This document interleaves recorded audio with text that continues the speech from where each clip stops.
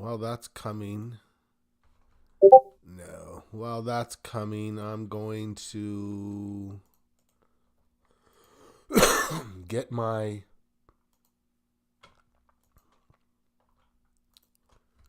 chart up here. Hey, Bob, have you heard from Steven? I feel like I haven't seen him or heard from him in a few days. It makes me a little concerned. Are we posted? Oh, good. Love it. Thank you for telling me that. Thank you for telling me that. I did not notice that, but I should pop in there and see. Oh, he's here. Steven, you're here. I haven't seen you in a few days. All right, we're all here. Let's get started. Everybody's here. Let's go. Let me start the recording. Let's get cracking. And let's get back to that. Good morning and welcome officially to the Market Watch Group Weekly Market Prep. If you're listening to the recording, I'm glad you have it, but we would sure love to see you here live with us. It's great to have everyone included as we come to a consensus, at least, of how we see the market, what concerns we may have, and we'll be on the lookout for, and how we feel is most appropriate to move forward under these conditions. I am Scott, of course. These are our disclaimers, not brokers, not advisors, no advice, no guidance. This is for education and illustrative purposes only. Today's agenda, we will go through and score. We'll talk about what we see in each of those components, what we like, what would concern us.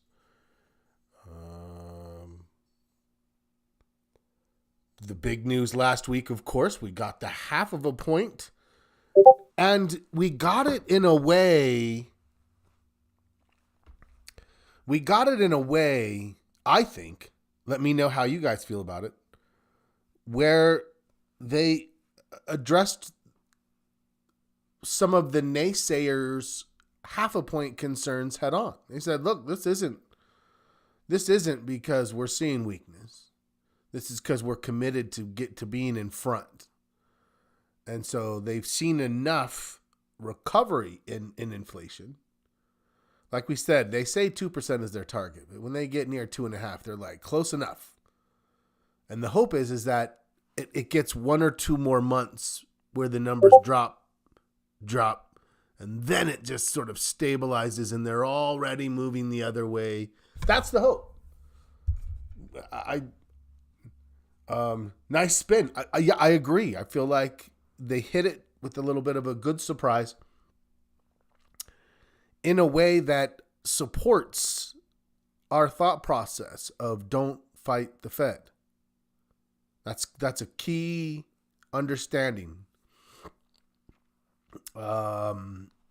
So we're not looking for one. We're going to go look at the next set of expectations, but we're looking for those interest rates to continue. Okay. Market posture score. We'll talk about the economic calendar. We do have some inflationary data. I think our sectors are pretty solid right now, but if we feel like there's a deficiency in any one sector, if anyone is like, hey, I feel like we could use this or that, we're not going to search today, but what we're going to do today is identify what sectors we want to hit on Tuesday in our working session. We have a good amount of time, right? We have almost an hour and a half in our working session. So I figure we can just take 5 to 7 minutes and hit 2 sectors every time. Just make that part of the routine. So market response slower than we anticipated. Yeah, you know what? I feel like there was a bit of that. Is the 0.5 point because we're worried about it? Trepidation. But Yeah, we'll see. We'll see. Yeah, Goolsby's talking tomorrow. Press, industrials, materials, energy, biotech.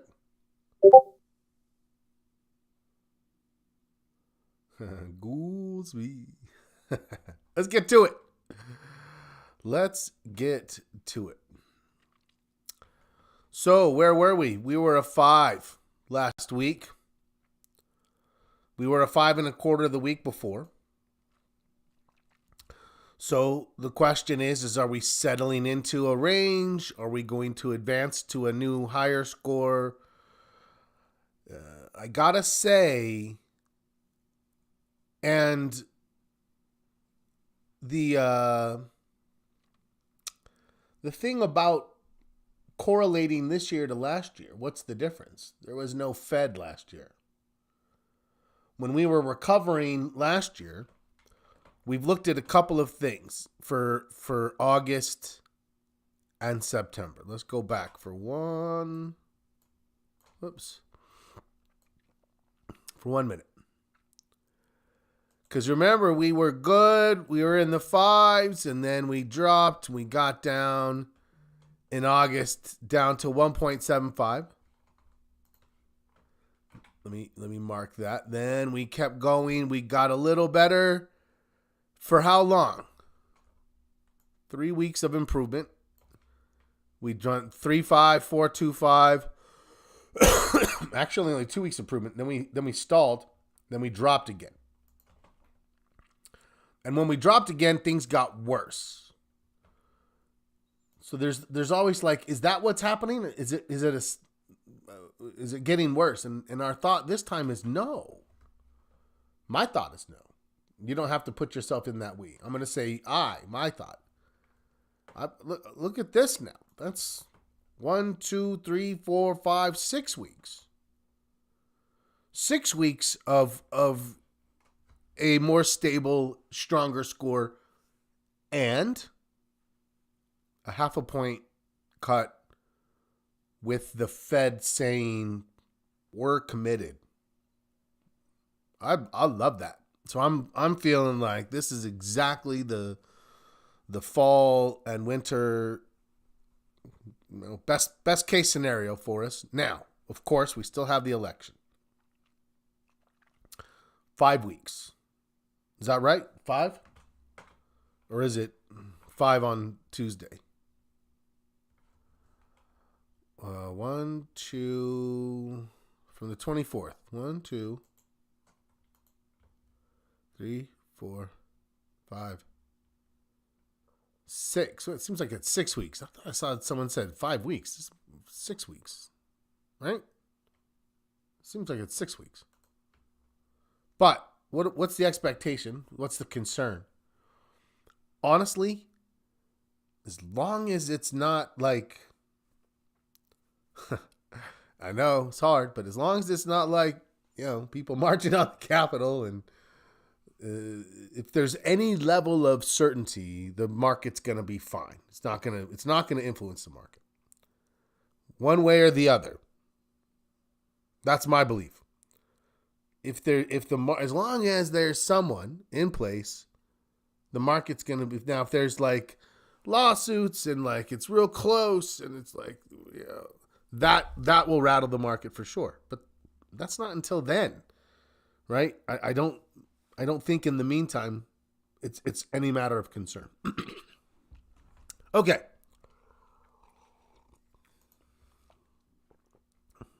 Weigh in. I'm curious. How's everyone see it? I find elections interesting because people tip their hand when they talk. If so and so is elected, it's not. I hear that this is not going to be. They spin it in a way where they heard something in the news that's negative. Right? That's just confirmation bias exposing itself every time. 100%. I promise you. And it's both sides. For 20 years now, I can tell what their political affiliation is based on just sort of like what news they're asking about and how it will affect the market. And so, Yeah, there is that. Bob said, you see his comment, he said there has been some shutdown. I thought for some reason there was something in place. It's like every 7 weeks there's a like, oh, is there going to be a shutdown? We're going to shut it down. It's a shutdown. It's like there needs to. I mean, I guess it makes sense. It's so inefficient, so representative of our government and politics too. 1.5 for my long-term expectations of that changing are 0 every time. Come on, let's make sure this is working. Oh, never mind. It's working. Where are we? We're in the green. That's what I'm scoring, is the green. Thank you again to the 2 contributors who had us change the labels. I'm not 100% in my mind remembering, but there's 2 of you. One was talking about colors, one changing the thickness. It ended up creating our beautiful. This is like art to me. Bob says Sandy meat, but there you go. We're back where we can see we gave it some grace. Back here we were a little concerned. We dropped it and then we put it back when it got in. Now it's dropped, we're leaving it, but here's the thing. We're nowhere near the highs of this green anymore. Right? And so depending on where this goes, we may have to alter the green. If this thing can get up a little bit, great, but we'll see. Until I have something new, and unless something has occurred that would influence the scoring, I'm going to leave it alone. That's where I am. Anyone changing theirs, let me know. I'm keeping mine in this 1.5.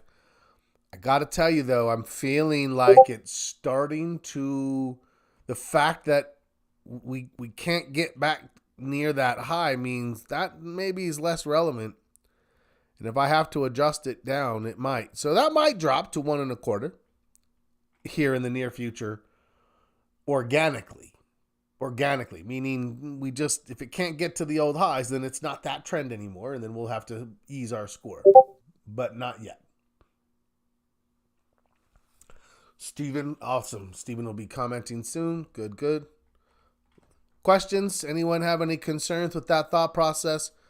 I mean, overall, we're not concerned about the trend because other than this little blip here, this thing has been strong since October. Right? Since the last time we bottomed. And so if we feel like that's the bottom, if we get another one of these coming out of this because of the Fed, yeah, we should be ready for that. And there's no reason to not expect that. Things in motion tend to stay in motion. That's why we give it positive score. 6 months. Okay, let's go orient ourselves to this analysis. Out of 3 points, it's a 1.5. So that's good. We're not like, oh gosh, look how strong the buyers are. We're like, hey, they got pushed. They got bullied a little. And then they recovered from that. They fought back. Well on you. Does that mean they're just outstandingly strong? No, they got bullied. First, we can't neglect that, right? And so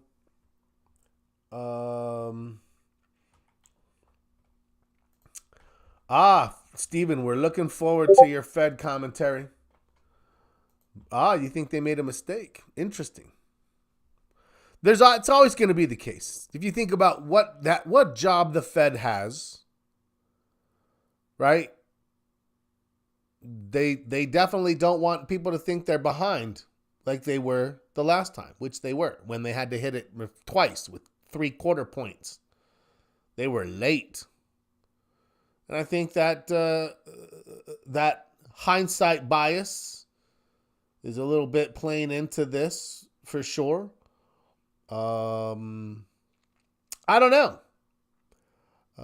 If to help a soft landing, they may have just kind of felt like, hey, let's just whack it and then sort of ease it from there.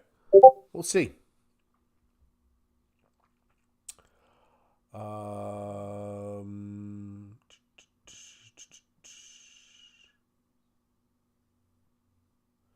If the talk about how good the economy is and inflation was, I don't think it's both, actually.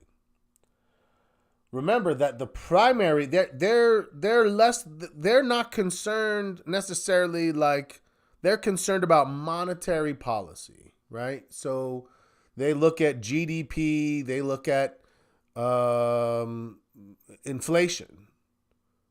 GDP is fine. It's not like everyone's like, look how fantastic GDP is. Yeah, it's like what was it, 2.8? Did anyone see that? 2.8 or 3 is where we were? I guess I could pop and see. Well, we'll go look. But it's not about the economy. It's about inflation is in the 2.5 range. And so if they wait and then they're like, oh, it's sputtering, that's the problem. If it's sputtering, it's too late. You're too late again. So they can't wait for the signs that the economy has stopped. What they're doing is they're reacting to signs that inflation has hit the point where they think if we do it now and then it still gets 1 or 2 more months, that would put it right in that low 2. Remember, PCE is their favorite. I am going to go to the economic calendar. I am going to go to the economic calendar. Let's go up top to next week. Just talk about it. So there's our guy, the Market Watch group, the forebearers of Goolsbee for Fed. We will see this happen, and when he's there, that's when America will soar due to its strong monetary policy. Michelle Bowman, I'm sorry. She's no Austin Goolsbee. That's for sure. Consumer confidence. So is this outstanding? They expect consumer confidence to drop mildly, but anything above 100 is strong enough, right? That's where we are. So yeah, I think that's strong. And then you get down here, jobless claims sitting in the low 200s again, 220 to 230. Good. GDP, here we go. GDP, we're at 2.9. I mean, that's a solid number right there. In fact, what we've seen is a cross where now, and if we move further down, there's Jer Bear giving some opening remarks to something. Jer Bear. He needs a theme song. Austin Goolsbee needs a theme song. I'm going to work with AI to create an Austin Goolsbee for Fed. And then you can just change it from Austin Goolsbee for Fed to Austin Goolsbee the Fed. And then it's his theme song while he reigns. We have income. Income is good. They're expecting it to tick up a little. We have spending. It's positive. Good. PCE year over year was at 2.5. Where are they expecting it? 2.2. Bob, you only need like 6 minutes when you do things like that with AI. You don't need long. That's what's great about AI.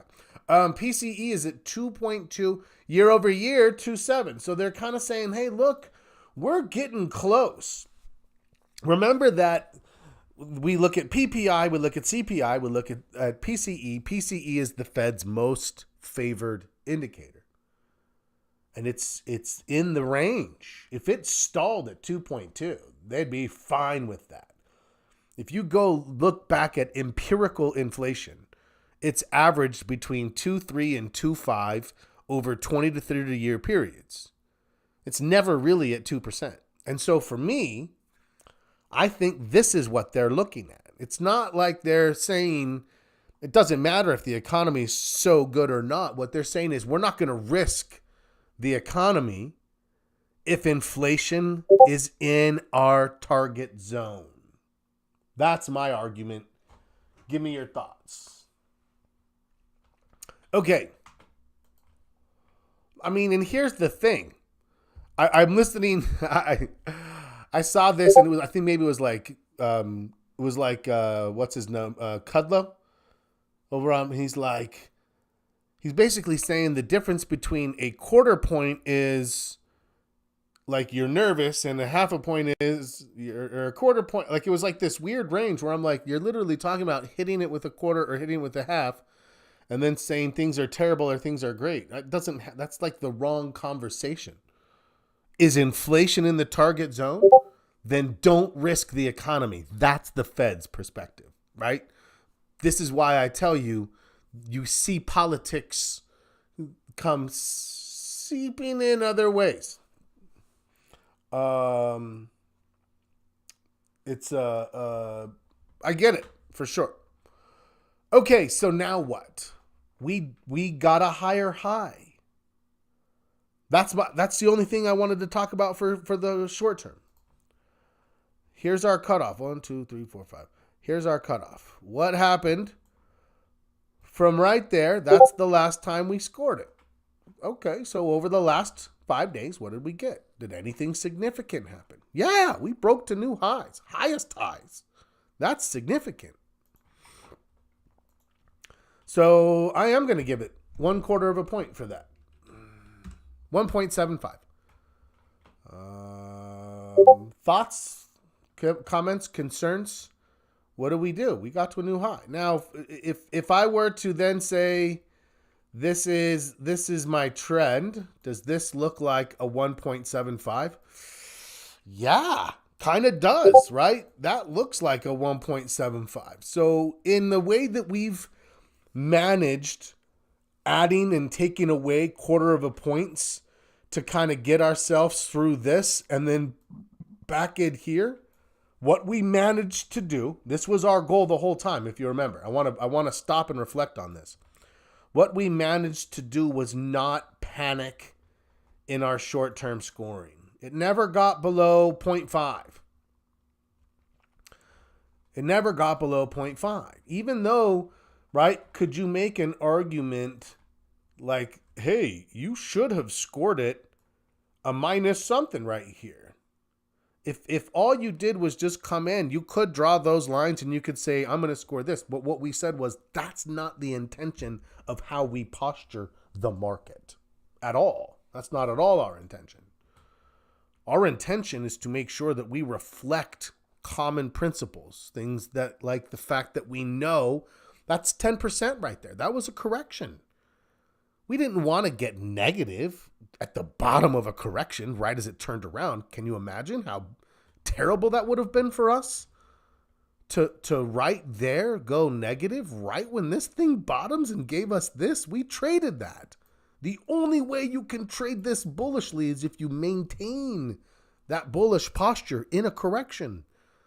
I think that's important, right? I think that's important for us just to kind of process that as like, okay, when we're, I promise a lot of people did not look at the market the way we were looking at the market at the time.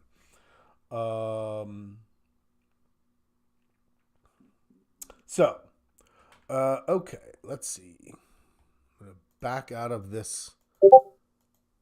Compare history of August 16. The slope was steeper than now.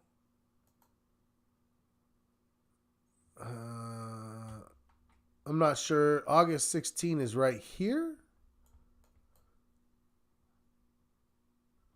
Are you saying this slope is steeper? This is never going to be the short-term score, right? Remember that for short-term scores, there's not any highs or lows in there. That's one bit of momentum. So we don't score that. I'm not sure if that's what you mean. Yeah, we don't score things like this. We score things like this, right? There's got to be peaks and troughs for us to score it. So I didn't just come in and be like, that's a 2. No, in fact, you'll notice that coming out of that, what happened? It got negative again. And then we saw the sellers, and then we got an opportunity down here. So, yeah, we need to have more stability in our score. Okay.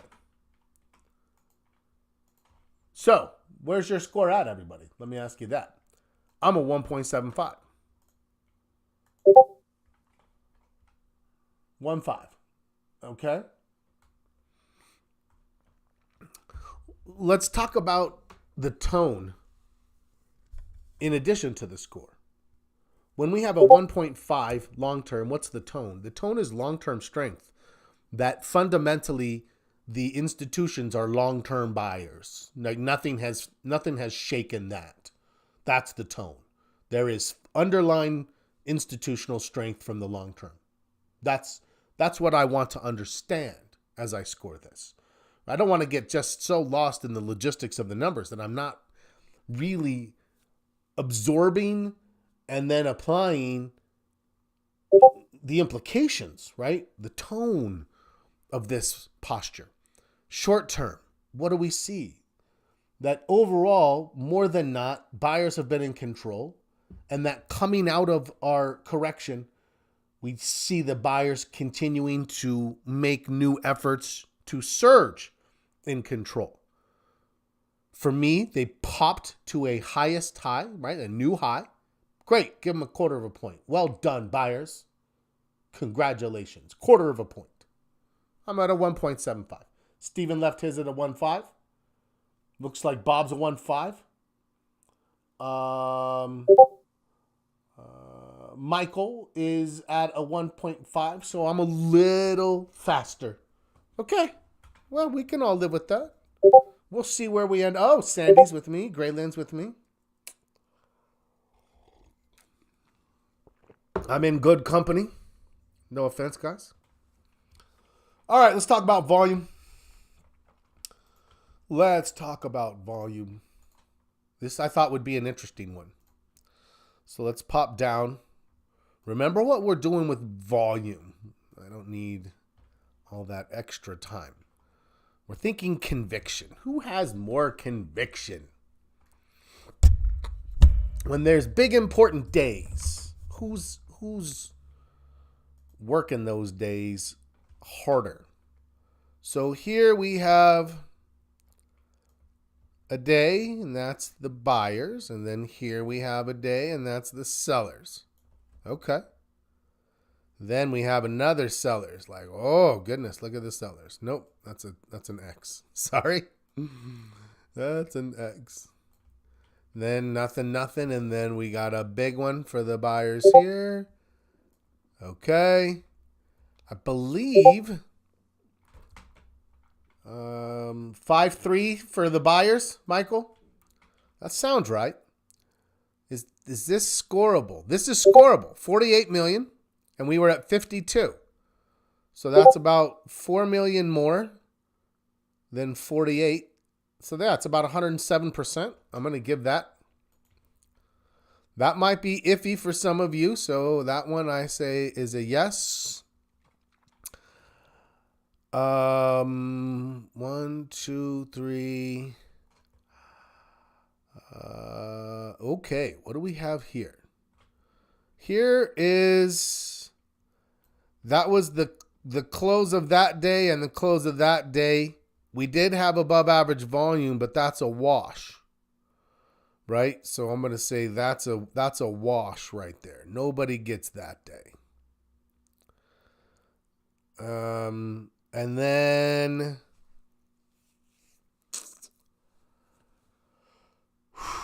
we definitely, so here's where I'm getting a little bit. So here's what I want to do. So that's definitely a buying day. So here's the deal. We went from here to here. That's it. A lot of that volume was this, where they tried. At the end of the day, it didn't even cross below. So I'm like, I'm really thinking that's more of a wash there as well. Then we definitely got buyers. So I've got 4 for the buyers. And then 1, 2, I don't know. This is tough to give to the sellers. I mean, technically we went from here to here. Same thing. We really didn't cross below that. I feel like I want to like give that a half of a point. Like I'm going to say this is a X.5. X.5. Now here's why. Because again, I'm going close to close. So this is the close. This is the close. So we did drop. Right? I mean, the day before was enormously for the buyers. And that's why it's hard to say, I can't give this one a check and this one an X and feel good about that because we went up this far and then back this far. So there's no way we can score those the same, right? I think I'm a 4 by, well, let's see. So I'm going to go sellers first is where I tend to go. Sellers. Nope. Sellers. Buyers. Thoughts? That's where I ended up. Honestly, that's a solid 0.25 score for me. So, Michael, with your 3.5, what did you score it?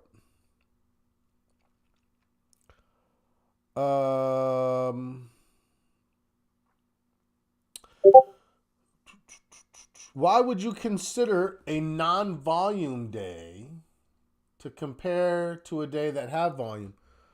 Well, you have to. In order to assess a volume day, it doesn't matter. I'm not comparing a volume day to a non-volume day. I'm comparing the volume day's close to the previous day's close. Right? Does that make sense?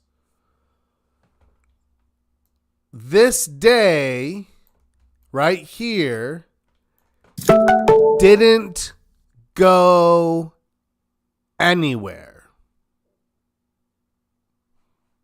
It went up a little, it went down a little, and it finished exactly where it finished the day before. Exactly where it finished the day before. So how do we say buyers won if it finished exactly where it finished the day before? How do you say sellers won if it finished exactly where it finished the day before? Does that make sense? That's why we have to compare it to what? The day before. We have to know if it advanced or declined. The candle doesn't tell us that. Remember, if you're like, it's a red candle, you're getting influenced unduly by the color. The color just tells us from where it opened higher than it closed. So what does that say? It says that the buyers opened it a little bit higher than it closed. But the sellers finished it. But it finished at exactly the day before. So it means that the buyers achieved nothing and the sellers achieved nothing. Wash. The next day, this is the day there could be an argument right here. It did go down a teeny little bit, not very much though.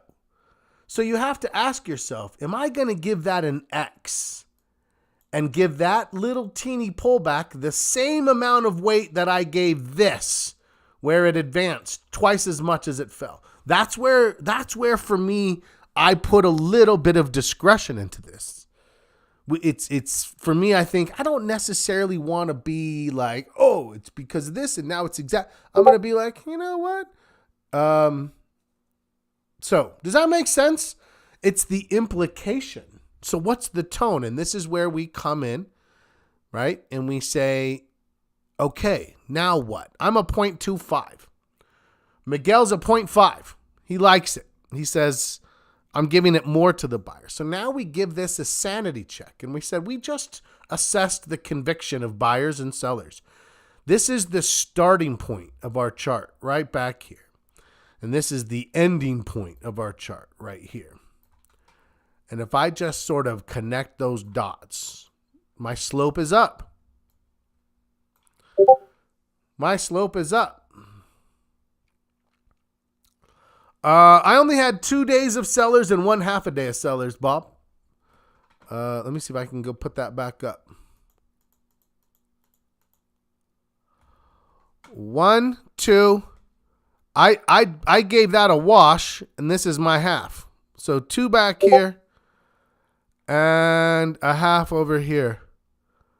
Does that make sense? These two are washes for me. I didn't give this any credit. They didn't even get it below the low of the very last bullish day. I'm not going to be like, oh, look at how strong there was volume, but there was enough of that volume attributed to buyers that I didn't give it to them. That was my discretion there. So I'm a 2.5 for sellers. 1, 2.5. 1, 2, 3, 4 for the buyers. I had a couple of washes in there. That's where I saw it.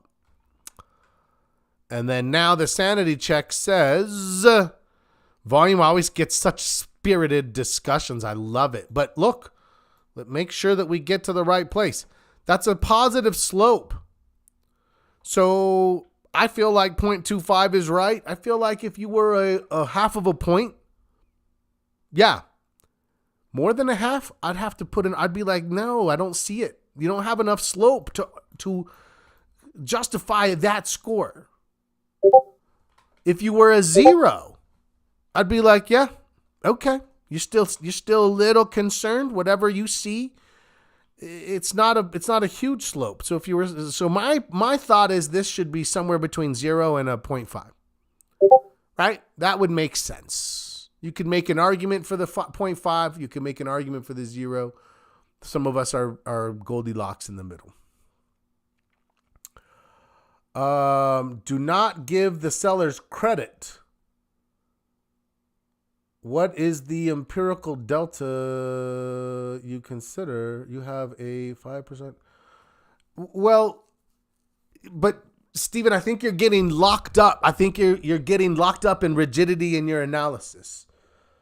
The first criteria is, does the volume have at least 5% more than average? Right? That's it. That's just to say which ones are going to be evaluated. Just because we have 5% doesn't mean it's going to be scored, right? It means it's going to be evaluated. These two will be evaluated. This will be evaluated. This will be evaluated, as will this one. All of these will be. None of the rest. This one's close. Is it going to be evaluated? Is it over 5%? No. Then no. Empirical. Now that you evaluate them, you have to then say, okay, what am I scoring here? Who am I giving to what? Was there a clear winner? This went from here to here. Definitely that was a buying day. Check mark. This went from here to here. Sellers, X mark, right? Like that's easy. Remember what we're starting with. What was the end of the day before? Where did this end? Did the buyers or sellers win? X. Sometimes it's easy. Check, check, easy. Sometimes, well, delta is rate of change, right? So are you looking for a percentage change from day to day? Great, put it on there. You can pick it, whatever you want for yours. I'm not looking for any particular rate of change. I'm looking for a narrative, right? Remember, I want a story. So here is where it finished. That's an easy one to mark a wash. It literally finished where the previous day finished. There's no way I could possibly award that to anybody. Wash. The next one is what is my criteria to make the decision that it's a wash? If it closes where the previous day closes, it's a wash. Like that's what decision? I'm failing to get what the next one. The next one is a judgment. Now you have discretion. That's where I'm saying, if you want like an empirical formula, you got to make it up for yourself. I don't have it for you. So if you're like, well, why are you doing it this way? Because that's what I see this time. Because this time I see this shadow right here, right? This shadow. None of this is right or wrong. Is that what you want it to be? It's not right or wrong. It's an assessment of conditions that we're going to adapt if we need to adapt, right? Let's make sure we have the same final objective. What does this score do for us, right? Let's recognize that when we get to the final number, we said you could be between 0 and 0.5. So, right? Are you seeing that? So we don't need to be like, why this time this versus that? Because that's the judgment. If your judgment's different, give it a 0.5. Mine's a 0.25. Someone's 0.5. Someone else may be 0. We don't want to get bogged down in minutia. Now, does that make sense? So don't let your criteria prevail. Okay, let's keep going. Steve, can you flag that again for me? Press, I lost it. We're a little behind. I got to speed up. Okay, let's keep going. So here's what I want, just so you know. So Steven, I love your perspective, but what you're asking is why is everyone doing it their way when you should just present your way and say, this is what I see, right? Does that make sense? I feel like you want to stop it and pull it back and be like, well, why are you doing that when we've had that discussion and we're like, hey, why? It's judgment. There's judgment in some of this. It's not going to be formulaic. Not exactly. Okay. I hope we'll get there soon. Okay, so let's get to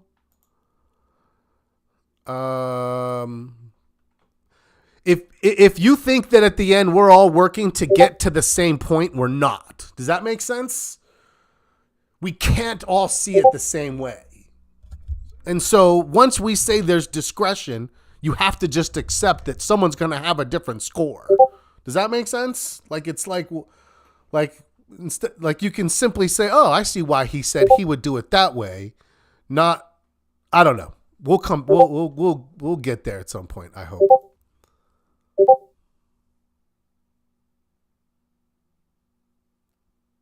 I love the questions and I want us to have the questions. For sure. I like the perspective, but we have to make sure we're aligning on what we're working towards, right? There's never going to be a time where there's like a formula. People have tried it for over a decade, Stephen, right?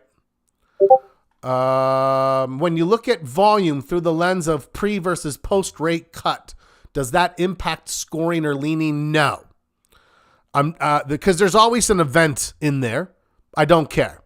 What we're saying is the volume is agnostic to the news. It's just simply representative of demand and supply, right? Like whatever caused it doesn't matter. We just want to assess the results. Baked, yeah, exactly. Fabulous question. Yeah, no, we it's an interesting perspective we take where we're aware of events, but we don't ever say because of this, we don't want to trade. If you're ever not trading because of a particular event, then you've stopped relying on your forecast and you just allowed yourself to be influenced by an event that you don't know what's going to happen. That's kind of what we're trying to get around. Yeah. So it's like we sort of know about events and then ignore exactly what they are. Okay. What are we scoring here? Major market. So we have NASDAQ on the top. We have S&P next. Remember what we talked about for this week. I said, I think we're going to see that there was a big surge in the Russell versus the Dow. Now, we're looking at the 200-day, but it's hard to ignore that you're seeing that disparity there. Not to mention the fact that right now we have bullish alignment. NASDAQ, followed by S&P, followed by Russell. Dow is lagging. Okay. Bullish starting point. Now we drop to 133.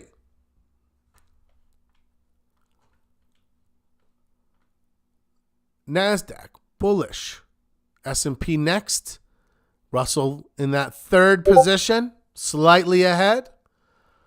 And then we have the Dow in that lagging position. So once again, even with this in there and even with this in there, we're coming out in that bullish lineup.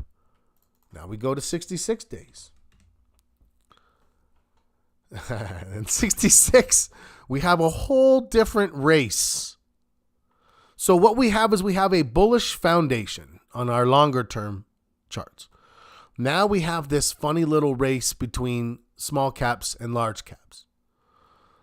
Right now, the NASDAQ, this is for sure confusing, right? It's for sure confusing. The only thing I'm going to do with this is acknowledge that I'm not going to consider the Dow in this position defensive if the Russell is in front of it. Does that make sense? It's out of whack in this alignment due to the funkiness of how things rallied, dropped, and then rallied again. All we can do with this, so right now we're looking at a half of a point. The question would be, do I take anything away? Only if I saw defensiveness. With this here, am I seeing any? Do I see defensiveness? Not with the small caps. Responding. Fear on one side, optimism on the other. It was very interesting, right, Press? That's a great observation. But where do we finish? We finish with optimism prevailing. Is it advancing to where we're saying it's a 0.75? Not with the NASDAQ still kind of underwater to some extent. So I agree. Everyone's kind of saying we're leaving our score. I like that. That makes sense. Even here, even on the 22-day, the Russell still slightly edging ahead. So there's no defensiveness to the Dow's strength. That's just broad bullishness. If the Dow was alone up there and the Russell was down here, then hell yes, we would be dropping scores and looking at that defensively. That's not what we see. Okay. Okay. Major market, 0.5. Stays the same. Did anybody raise theirs? Is anybody at a 0.75? That's could an argument be made? I think you could. Press. It is, you know what, Press? I'm actually glad you say that. I love it too. And I love it because it's like we're really trying to understand the market. That's at least I hope that's what we're all trying to get to. Is like understanding, because what it should lead to is what would cause us to abruptly change. What events or things would be like, whoa, that's so much, or what things would support it. And it just sort of helps us to keep a good ongoing read. For sure. I love that emoji. Okay, so pretty good alignment in that place. Half a point. Bullish overall, especially with the resilience and the movement we see from small caps reacting to the rate cut. This has been the iffy one, right? Where we barely edged above 0 to 0.25 and we're like wondering if it's going to hold on. Sector rotation has been interesting. I keep thinking as we watch that as we see things like momentum in financials and momentum in industrials, that it's going to show up in our analysis. And it just hasn't yet, right? It just hasn't. Okay, let's go see what this tells us. This is the one I'm most curious about.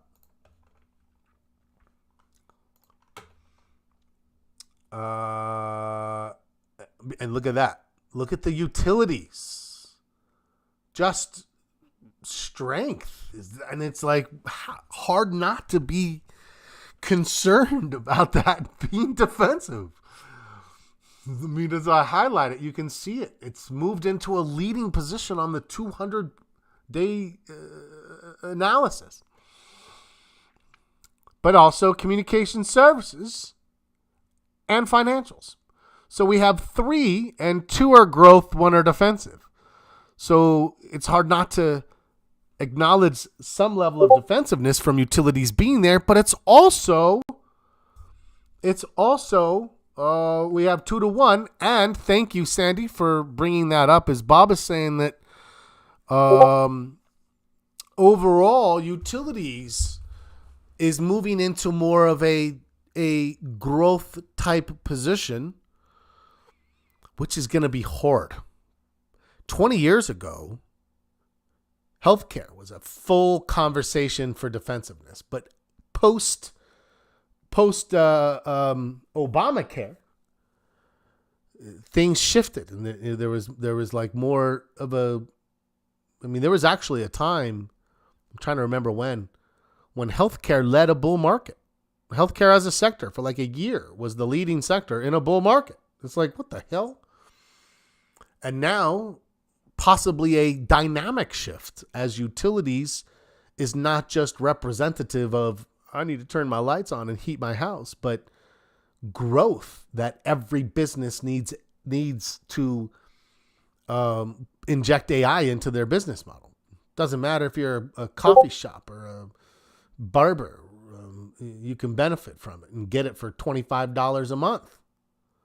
Well, that $25 a month is going somewhere, and those people are having to pay for shit tons of servers. Oh, Sandy, I agree with you as well. It's an interesting thing, healthcare, where your business model is to not help. It's a hard one, right?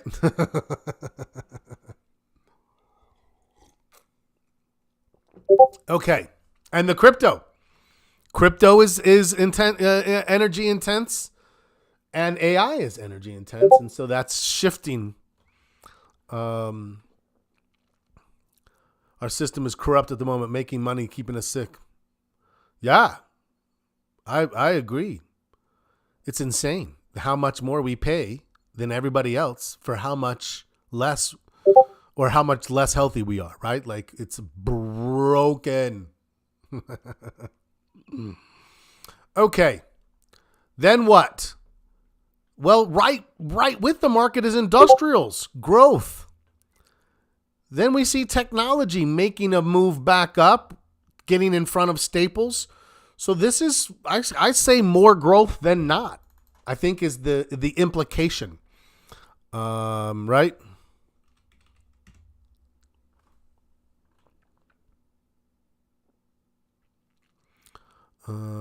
Okay. Just sick enough. No kidding. And there's utilities again. Now what? We have staples, kind of a mixed bag, and this is what caused our score. We have utilities at the top, which we're all saying, hey, you know what? We're gonna, as a group, as a consensus, start to decide if we think this is less defensive and more growth. Bob is leading the charge to say he sees it more growth oriented. I'm inclined to give it that weight, especially with what we're seeing. Staples is still hanging out, financials, comm services, so kind of a mixed bag in the 133.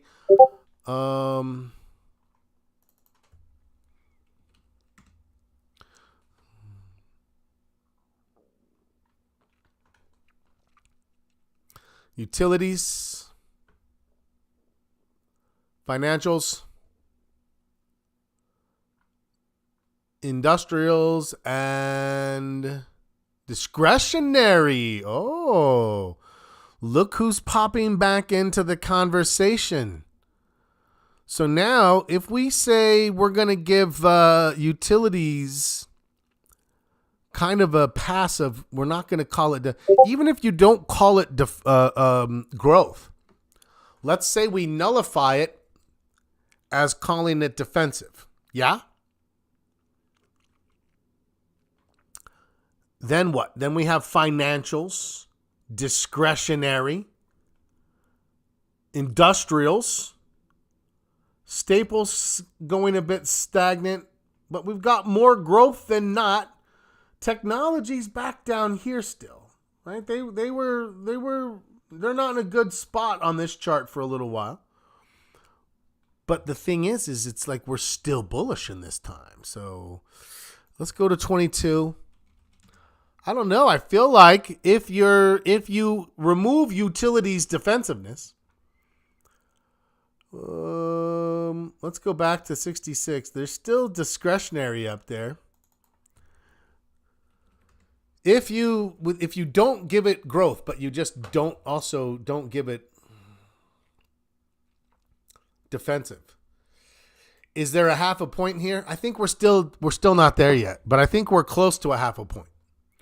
A little bit more, and we would be there. I'm going to leave mine at 0.25, but I do think it is a solid, slightly bullish 0.25. Where's everybody at on that one? I'm curious. Solid 0.25. Steven agrees. Anybody giving it a little bit more? I wonder if there was a way to go, it'd probably be a half a point. I could see still say there it is. Michael says half. He's giving it. He knocked it. I could definitely see that. I think a 0 would be hard. I mean, you could make a case, right? You could make a case. Volatility, last place. And then I'll run through the watch list real fast. We're on record keeping. Remember, we're on analytics. There's nothing to do with analytics but look at it. So if you didn't do your record keeping last week, that's what you're doing, section 6. But we are going to talk about record keeping and analytics Tuesday night in our foundations class. Expecting to see a pop in industrials. Didn't see it. Thank you, press. Thank you. I can't tell you how many times that's happened with me lately. 11 day, right? Where I'm like, I thought for sure it was going to show up. And I think that's where that analysis, the strength of it comes. Because there's so many times I'm like, oh, yeah, it's going to be better. And then it's not. And I have to slow myself down. But I agree with you on that. Am I not adding the 0.2?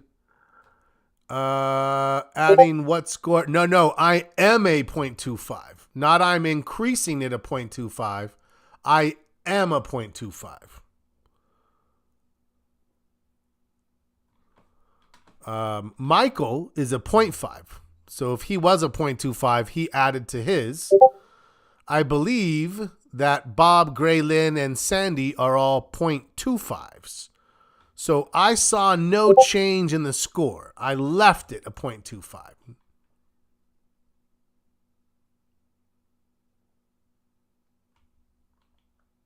Okay, let's talk about the VIX.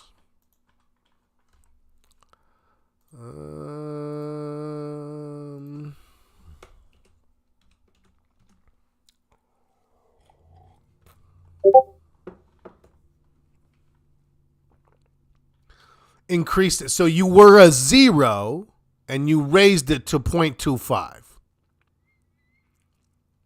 Whereas some of us were 0.25 and left it at 0.25, I believe is the distinction of the scoring there.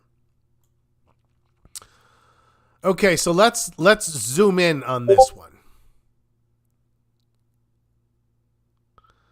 Well, all right, your verbiage is confusing me because you said you increased it to, not by. That's what confused me. Okay. 1, 2, 3, 4. 5. That's where we were. What did we score this last time? 1 with no change. So it was a 1 and it's been a 1. So things had kind of popped around where it went up and then right back down. So we were a 1 here. And then we turned up right there. Nope. The next day. By that next day, let's keep this arrow going to here. That's where I meant to point it. That was a higher low. So that would be a minus 0.25 for me. I would lower the score by that amount. Remember, this is the foundation. So I would lower it. But then we went up and right back down. And this became a lower high.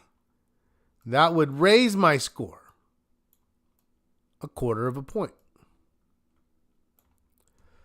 Then we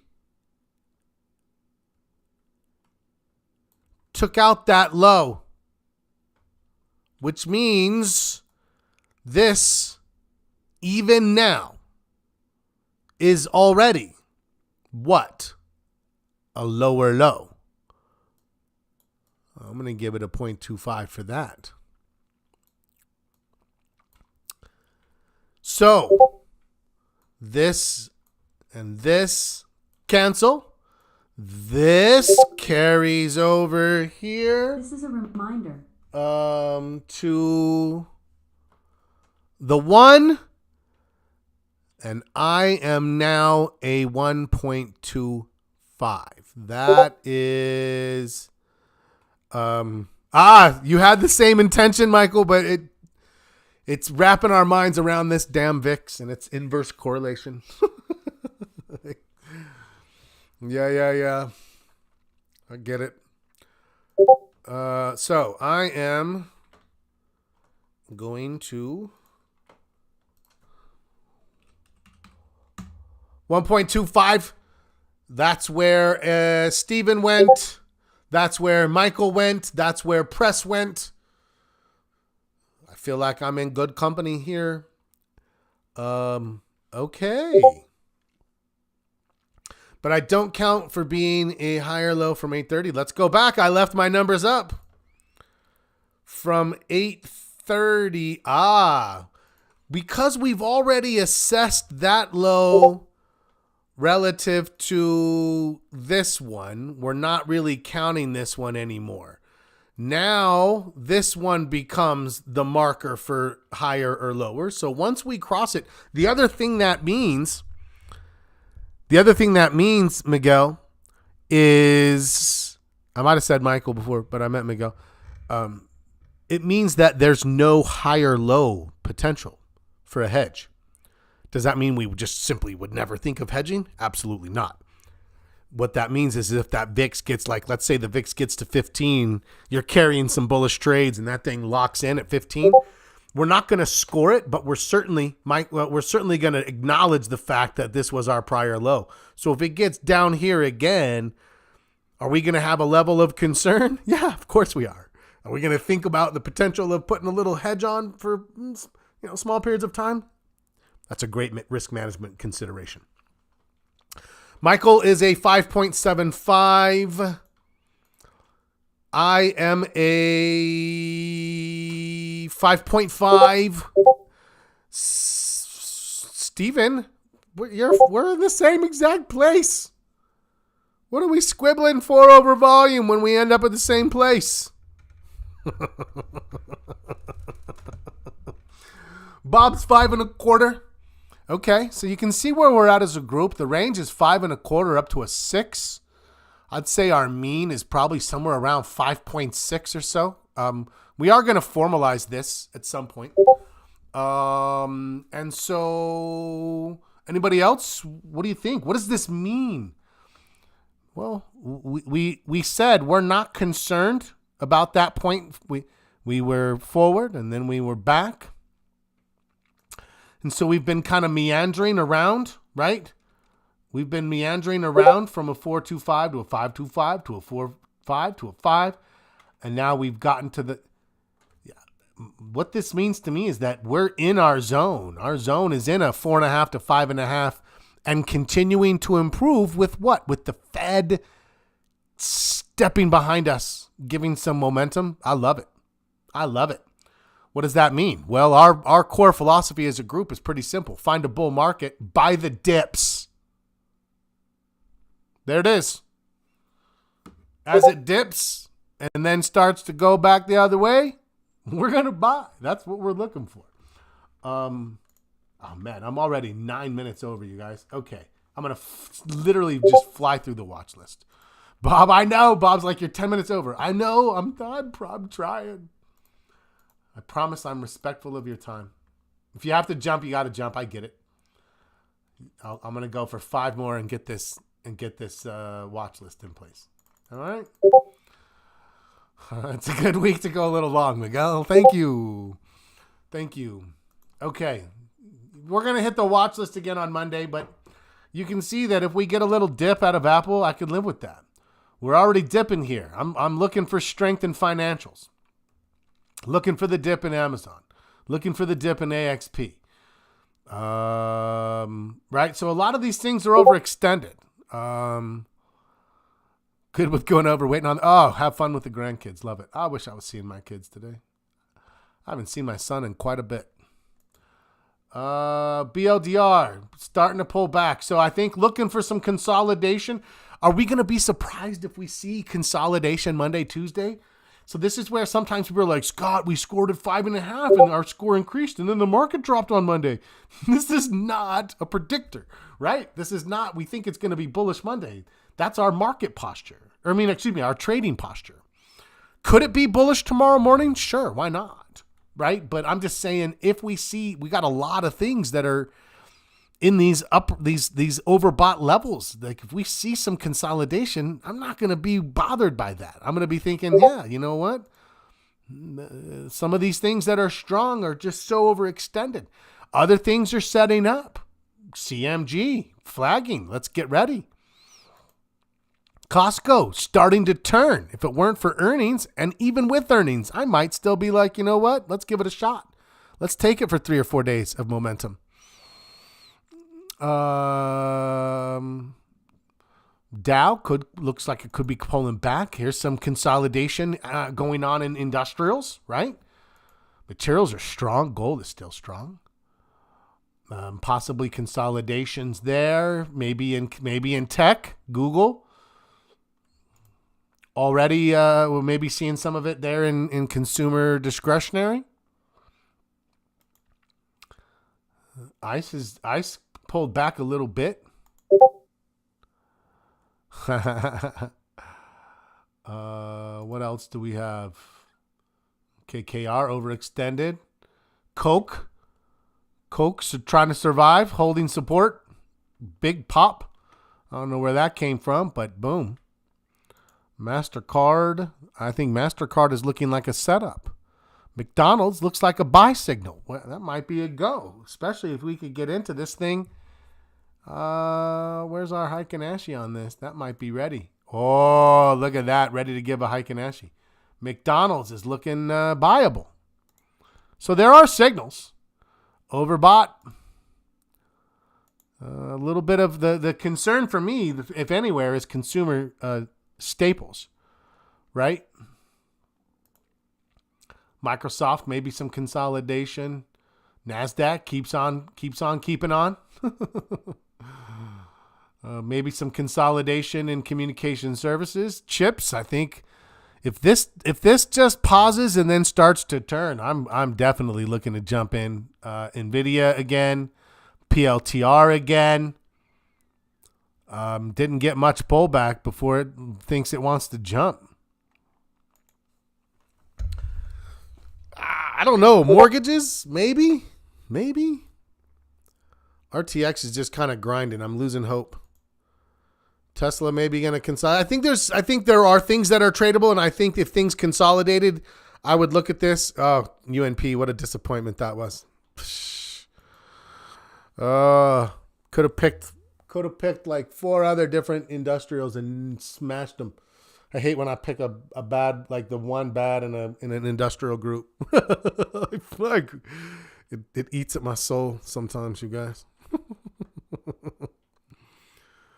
The dollar's still down in a good place. Walmart looks great. I'm ready to trade Walmart soon.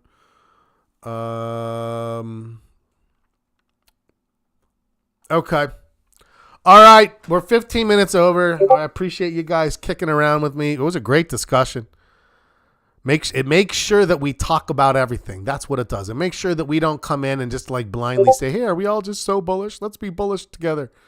That's not our objective. Our objective is to make sure that we highlight anything that could possibly be concerning, that we flag what would derail it. Anyways, I thought it was an amazing discussion. Go enjoy the rest of your weekend. I'll see you tomorrow morning. That's it. That's all I got. Thanks, everybody. As always, happy trading.